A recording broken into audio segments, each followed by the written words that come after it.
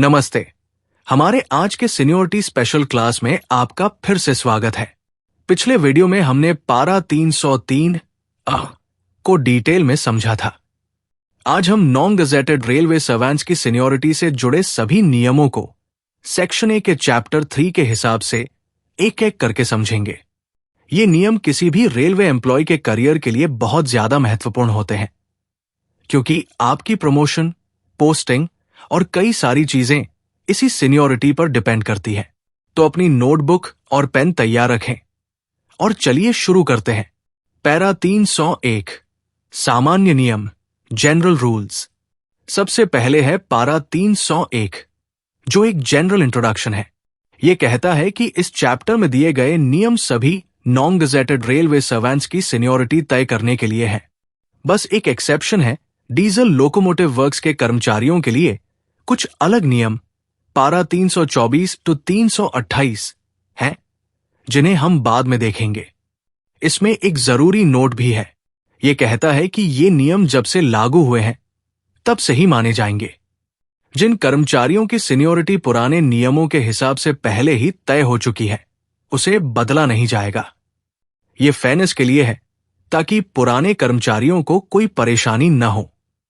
Para 302 शुरुआती भर्ती grade में वरिष्ठता, seniority in initial recruitment grades. अब आता है एक बहुत ही इंपॉर्टेंट रूल, पारा 302।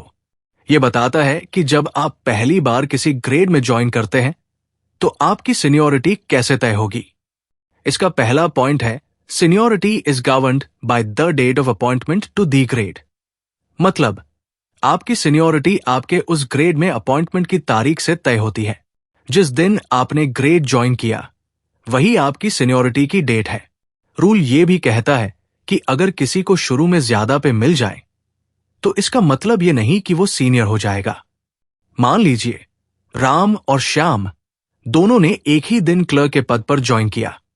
राम के पास कोई स्पेशल क्वालिफिकेशन थी तो रेलवे ने उसे 2 इंक्रीमेंट ज्यादा दिए, लेकिन फिर भी राम और श्याम की सीनियरिटी बराबर रहेगी, क्योंकि उनकी डेट ऑफ अपॉइंटमेंट सेम है।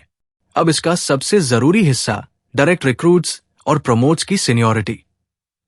पहले यह समझिए कि ये होते कौन है। डायरेक्ट रिक्रूट वो कर्मचारी जो आरआरबी जैसे एग्जाम को पास करके सीधे भर्ती होता है। प्रोमोटी वो कर्मचारी जो पहले से रेलवे में निचले पद पर काम कर रहा था और प्रमोशन पाकर ऊपर वाले ग्रेड में आया है। रूल कहता है प्रोमोटी के लिए सीनियरिटी की डेट होगी date of regular promotion. Direct recruit के लिए सीनियरिटी की डेट होगी date of joining the working post. अब सोचिए, अगर एक प्रोमोटी और एक डायरेक्ट रिक्रूट दोनों की ग्रेड में एंट्री की डेट सेम हो जाए तो क्या होगा। रूल कहता है कि ऐसे में उन्हें ऑल्टरनेट पोजीशन में रखा जाएगा और प्रोमोटी को डायरेक्ट रिक्रूट से सीनियर माना जाएगा। उदाहरण के लिए लिस्ट ऐसी बनेगी: 1 प्रोमोटी, 2 डायरेक्ट रिक्रूट, 3 दूसरा प्रोमोटी, 4 दूसरा direct recruit and so on. Para 303 RRB या अन्य भर्ती अथॉरिटी द्वारा भर्ती। इस रूल को हमने पिछले वीडियो में भी समझा था। इसे जल्दी से रिवाइज करते हैं। नियम: अगर आपकी सिलेक्शन के बाद ट्रेनिंग होती है तो आपकी सीनियरिटी आरआरबी एग्जाम के रैंक से नहीं, बल्कि ट्रेनिंग स्कूल के फाइनल एग्जाम में मिली मेरिट मार्क्स से तय होगी। जो ट्रेनिंग एग्जाम फेल करता है या बाद में पास करता है वो जूनियर हो जाता है। नियम भी: अगर आपकी सिलेक्शन के बाद कोई ट्रेनिंग नहीं होती है तो आपकी सीनियरिटी सीधे आरआरबी या रिक्रूटिंग अथॉरिटी द्वारा दी गई मेरिट ऑर्डर के हिसाब से होगी। इसमें कोई कंफ्यूजन नहीं है। पैरा 304 से 306 कुछ और जरूरी नियम। अब कुछ छोटे पर जरूरी नियम देखते हैं। पैरा 304 अगर 2 कैंडिडेट्स के एग्जाम में बिल्कुल बराबर मार्क्स आ जाएं, तो सीनियरिटी कैसे तय होगी। रूल कहता है जिसकी उम्र ज्यादा होगी डेट ऑफ बर्थ के हिसाब से वो सीनियर होगा। पैरा 305 अगर कोई कैंडिडेट सिलेक्शन के बाद दिए गए टाइम में ड्यूटी ज्वाइन नहीं करता तो अथॉरिटी उसे उस बैच के सभी ज्वाइन कैंडिडेट से जूनियर बना सकती है। यहां तक कि उसे बाद वाले सिलेक्शन बैच के लोगों से भी जूनियर किया जा सकता है। इसलिए ज्वाइनिंग में देरी नहीं करनी चाहिए।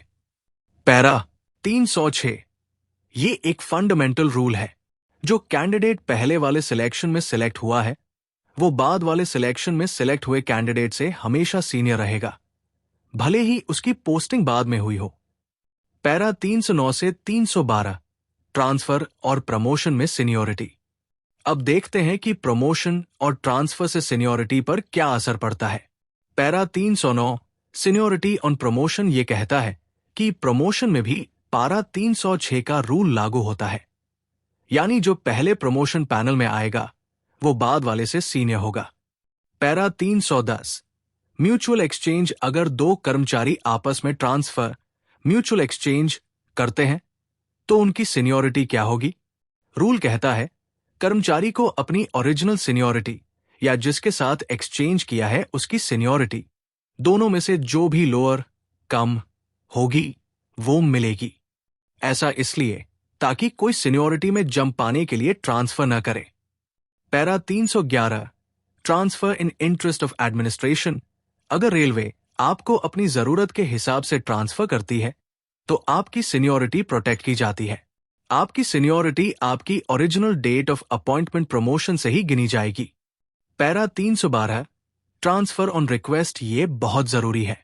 अगर आप खुद रिक्वेस्ट करके अपना ट्रांसफर करवाते हैं तो आपको नई जगह पर उस ग्रेड में सबसे जूनियर बना दिया जाएगा। आपकी पुरानी सारी सर्विस सीनियरिटी के लिए 0 हो जाएगी। आपको सबसे नीचे की सीनियरिटी मिलेगी। इसे बॉटम सीनियरिटी कहते हैं। पैरा 313 और 313 मेडिकली अनफिटेड और सरप्लस स्टाफ। अब दो स्पेशल केसेस देखते हैं। Para 313 medically unfitted. अगर कोई कर्मचारी अपनी जॉब के लिए मेडिकली अनफिट हो जाता है तो रेलवे उसे किसी और सूटेबल पोस्ट पर एब्जॉर्ब करने की कोशिश करती है। ऐसे मामलों में सीनियरिटी तय करने के लिए बहुत डिटेल्ड नियम है ताकि कर्मचारी को ज्यादा नुकसान न हो। Para 313 surplus staff.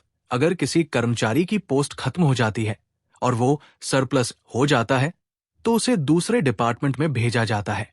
नई जगह पर उसे फ्रेश एंट्रेंट माना जाता है और उसकी सीनियरिटी सबसे नीचे होती है।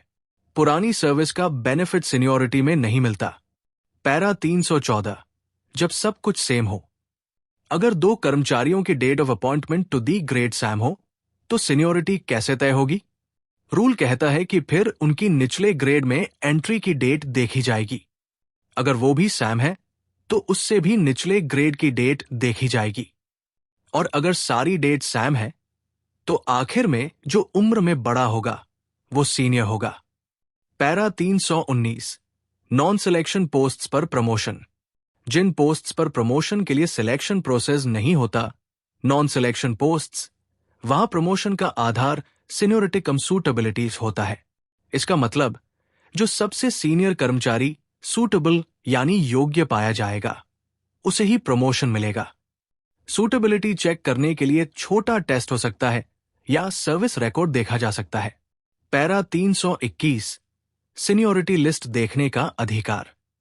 ये रूल हर कर्मचारी को अधिकार देता है कि वो अपनी सीनियरिटी लिस्ट देख सकता है।